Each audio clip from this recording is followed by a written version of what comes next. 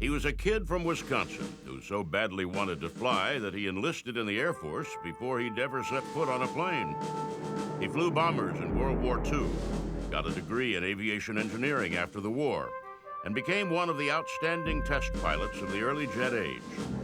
When space beckoned, he stood almost alone in defending the idea that an astronaut would be a pilot, not simply a medical guinea pig.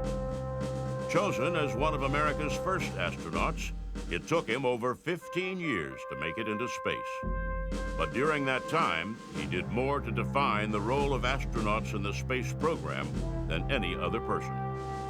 He is Deke Slayton, and he is a legend of air power.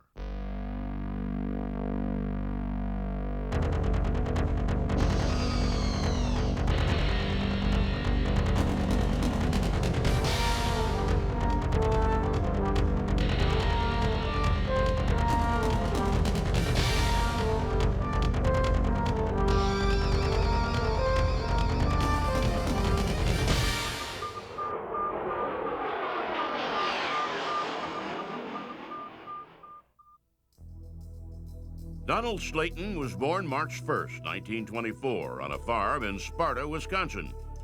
He was a kid with an indomitable spirit of adventure, an explorer who gave his parents fits almost from the first day he could walk.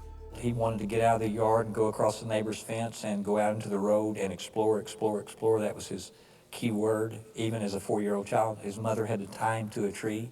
And finally one day when she got him to promise he wouldn't wander away, did she let him go, and she didn't tie him to the tree anymore. Slayton lost a finger at the age of 5 while trying to help his father fix a horse-drawn mowing machine.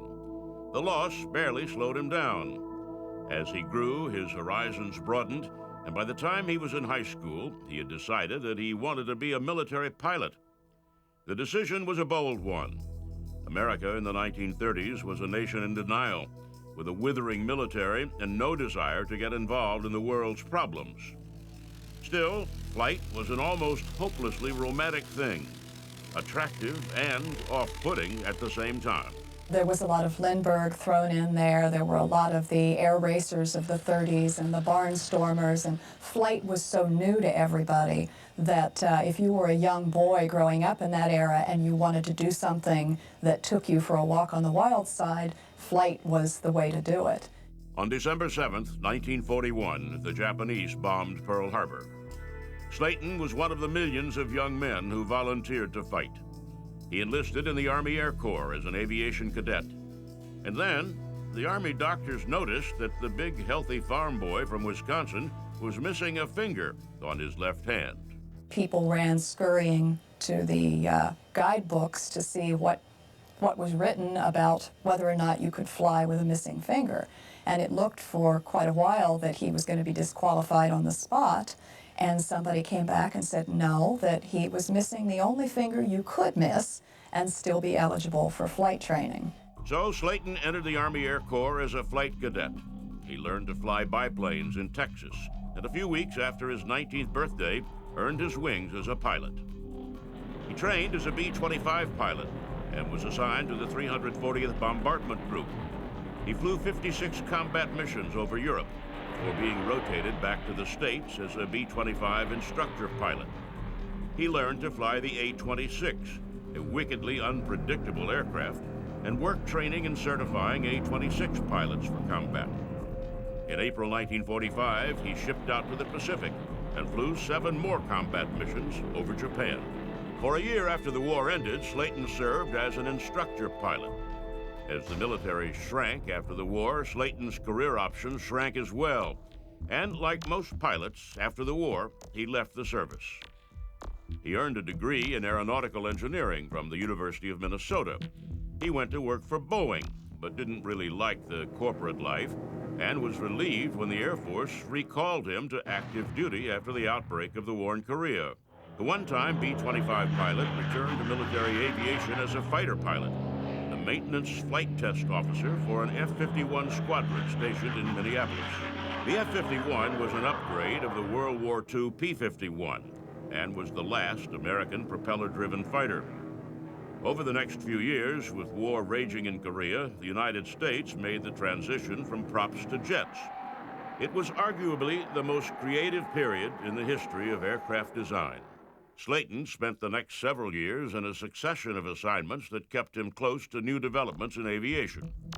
He was responsible for the maintenance and technical inspection of a variety of high-performance fighters and showed an almost incredible aptitude for learning new aircraft.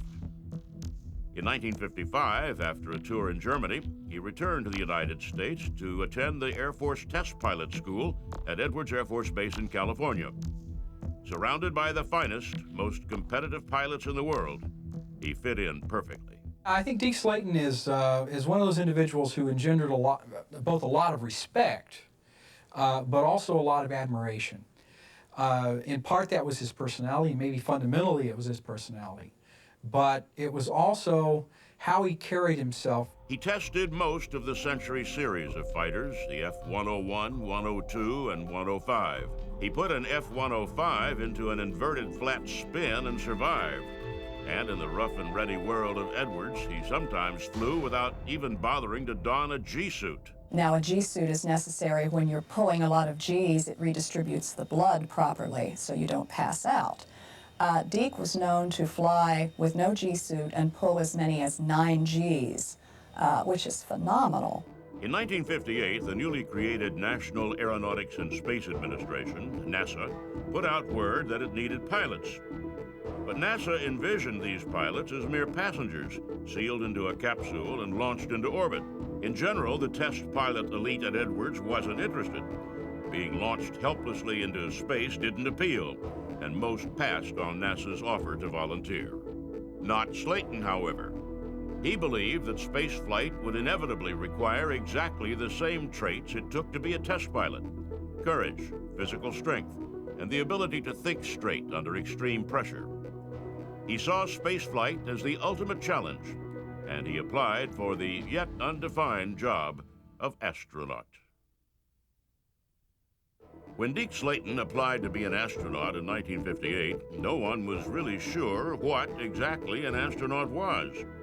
In fact, when NASA started recruiting astronauts, there were only 2 things it knew for sure that astronauts would have to be: brave and physically fit. Brave, of course, because in the late 1950s, America's rockets were better at blowing up than they were at flying. It would certainly take a brave person to even attempt spaceflight. And physically fit, because no one knew what the human reaction to the rigors of outer space would be. Nobody was really agreed on the impact of spaceflight, and you had doctors worrying that limbs were going to break off, hearts were going to explode, heads were going to pop off. I mean, there were serious discussions about these types of things. NASA narrowed the list again and again, cutting those with less than impeccable service records or any hint of physical infirmity.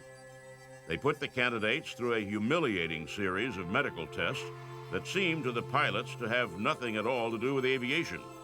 In fact, the farther the candidates got into the process, the less it seemed that their aeronautical abilities mattered. But every time NASA made a cut in the roster, Slayton survived. And every time he survived, he seemed closer and closer to actually going into space.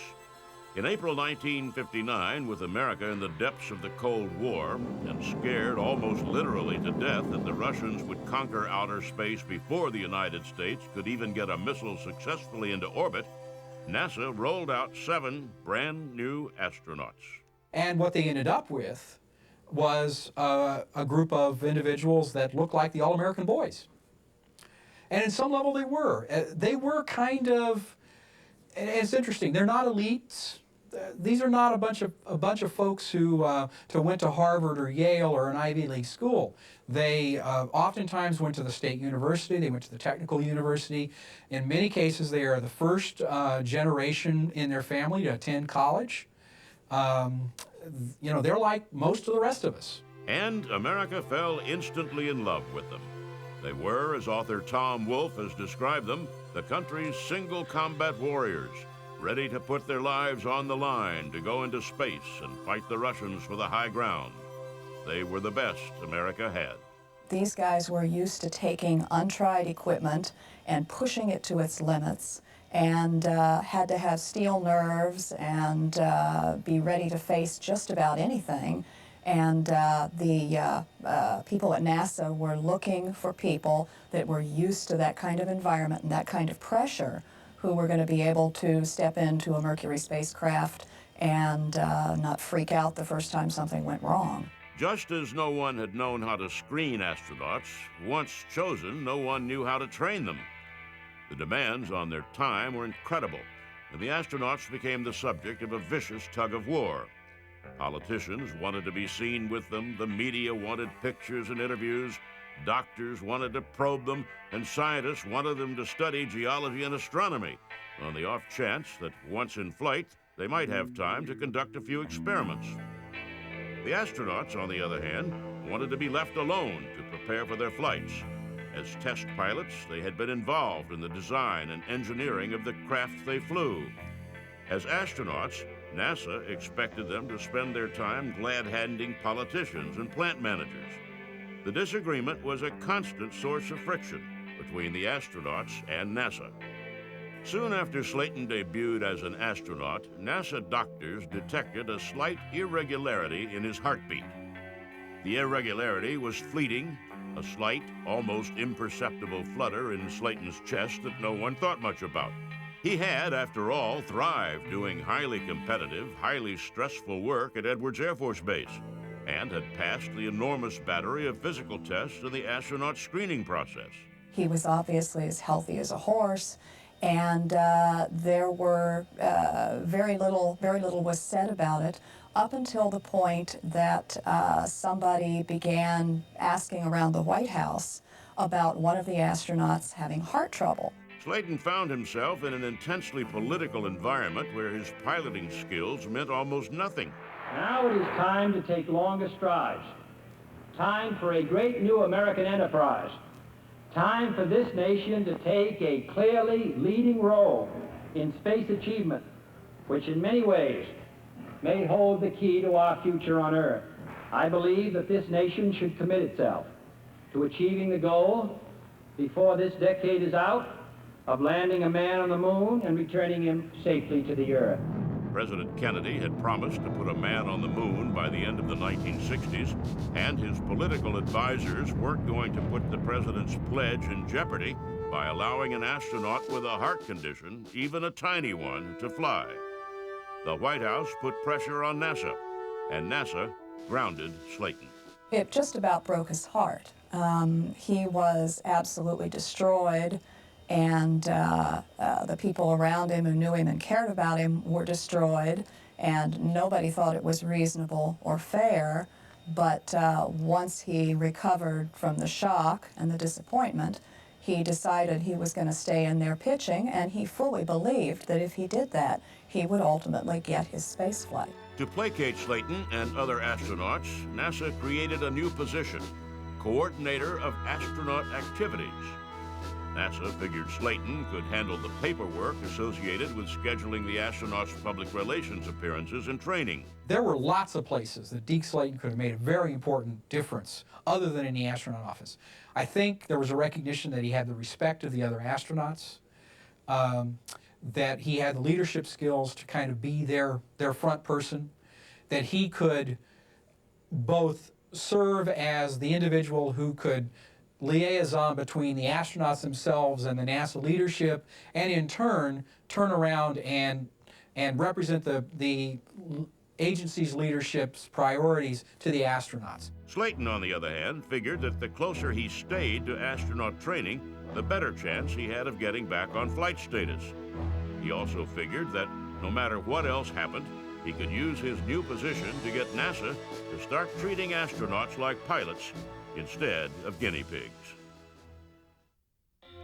When NASA grounded Deke Slayton and put him in charge of the astronaut office, Slayton took the job a lot more seriously than anyone expected. Whereas in this day and age, you might have people that would call a press conference and whine about how unfair life is, Deke took what was handed to him and he said, okay, let's make the best of it. And he stepped up to the plate and took hold of the job and essentially defined its parameters himself. He coordinated the astronauts' public appearances and training, cutting back on the former and increasing the latter. Disdainful of the civilian sloppiness of NASA, he organized the astronaut office on a military model. But mostly, he insisted that the astronauts be treated as test pilots and that they be involved in every aspect of the design and construction of the craft that would take them into space. And without anyone paying much attention as Project Mercury rolled into Project Gemini, Slayton kept in training himself. I don't think he ever gave up on the possibility of flying in space. There were a whole series of missions all through the 1960s. At any point in time, presumably, if something were to change, he could re-enter flight status and be assigned to fly one of them. And I'm sure that was his dream. I'm sure that was one of the reasons he stuck with it all those years. Slayton developed the rhythm of the astronauts' lives, the pacing of crew assignments and training. He resisted attempts to replace pilots with scientists. NASA wanted scientists, but Slayton pointed out that pilot skills were primary, since putting a geologist on the moon to die wouldn't do anyone any good. Pilots coming into the astronaut corps, well aware that Slayton assigned crews for the space flights, concentrated on the aspects of training most likely to appeal to him. They put minimal effort into studying geology and astronomy, and maximum effort into perfecting their flight skills and being strong team players. I'm sure that some people felt they had better access to the selection process that was pretty much determined by the two people in the Mercury program. Deke Slayton, who was grounded, and he was in charge of flight crew operations. Once that sequence was selected, there wasn't too much opportunity for changing around. In the years that Slayton ran the astronaut office, his personnel decisions went nearly unchallenged. Only once did NASA's administrators challenge one of his assignments, insisting that he switch the crews of Apollo 13 and 14. Alan Shepard, having overcome a ear malfunction and been given an upjet, was commander of 13. But NASA hierarchy wanted to give Al some more time to train. He had been, grounded for about 9 years, and so Deke Slayton came to me and said, "Jim, you're on Apollo 8, you're back up on 11, you're pretty well trained. Al needs some more time. Would you trade Apollo 14 and take 13?" During Apollo 13, as NASA struggled to bring the damaged spacecraft and its crew back safely to Earth, Slayton distinguished himself. His highly trained backup crews worked night and day to perfect and document the actions the crew in space would have to execute to survive. Deke, of course, was on top of everything, and he was sort of the honcho, along with Gene Kranz, really, who was the flight director and head of the Tiger team that kept people going and kept doing things to make sure that they could solve these problems. Slayton himself worked tirelessly and, fighting a head cold, asked a doctor for something to keep him going. One of the doctors had advised him to pound vitamins, which he did. And he began to notice after taking all these vitamins that his heart problem seemed to be going away. And he hadn't had any fibrillations in quite some time. He checked with the doctors after Apollo 13 returned, and with some additional treatment, eventually eliminated the heart murmur that had grounded him in the first place. It was the opportunity he had been waiting for. He appealed to NASA and underwent another battery of medical tests. And in March 1972, NASA restored Slayton to full flight status. Of course, the problem that he ran into was that after Apollo 17, the rest of the Apollo program had been canceled due to lack of interest and lack of funding. So now suddenly he was flight ready and didn't have very many flights to choose from. It would be years, Slayton knew, between the end of Apollo and the first mission of the planned space shuttle. He would be too old to fly then. His last chance was a joint Russian and American mission that had as much to do with international politics as it did with science or engineering. On July 15, 1975, more than 15 years after he was introduced as one of America's first astronauts, Deke Slayton took off on the Apollo-Soyuz Test Project mission. We take our last Apollo flyable spacecraft and launch it into Earth orbit to rendezvous and dock with the Soviet spacecraft, the Soyuz. where 2 Soviet cosmonauts and the 3 Apollo astronauts shake hands, orbit the Earth for a few days, and symbolize the détente that had been taking place between the United States and the Soviet Union. His role in Apollo-Soyuz was, in a lot of ways, hog heaven for him. He was the docking module pilot of the 3-member Apollo crew with Tom Stafford and Vance Brand, who eventually went up to meet the Soviets. He described himself as the world's oldest rookie, but even as a grizzled old pilot, he could not hide his glee at going out into space. After years of training others how to behave in space, he went up as a model to them all. He gazed out the window and played in the zero gravity. He executed his mission assignments with zealous precision and heartily shook the hands of the Russians with the spacecrafts linked up high above the Earth's surface.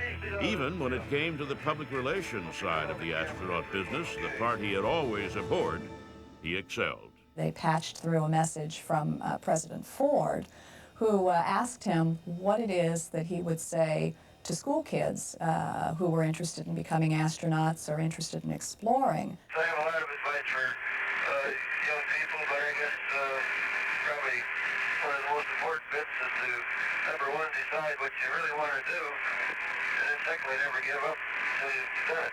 No one, of course, knew more about perseverance than Slayton. He spent more than 217 hours in space on that mission. When he returned, he knew his days as an astronaut were over. Still the team player, he signed on with the Space Shuttle program. He managed the approach and landing test project, knowing full well he would never fly in it. He put the orbiter through its engineering paces, testing flight controls and the orbiter's maneuvering. He was responsible for flight scheduling, post-flight mission evaluations, and ferrying landed orbiters back to Florida for relaunch. He essentially laid the groundwork for the first space age. He selected the people, he selected their training, he put the right guys in the right place at the right time. And so many of the potential disasters, and on practically every space flight there was at least one, so many of those were nullified because of the fact that Deke Slayton had chosen the correct people for the correct jobs, because of the fact that Deke Slayton had worked with them, because of the fact that Deke Slayton had overseen their training. And he really defined the face of the early space program. Because the love for adventure, the love for new challenges was always there. His dream was to have adventure, to fly, and go out into the limits and even beyond.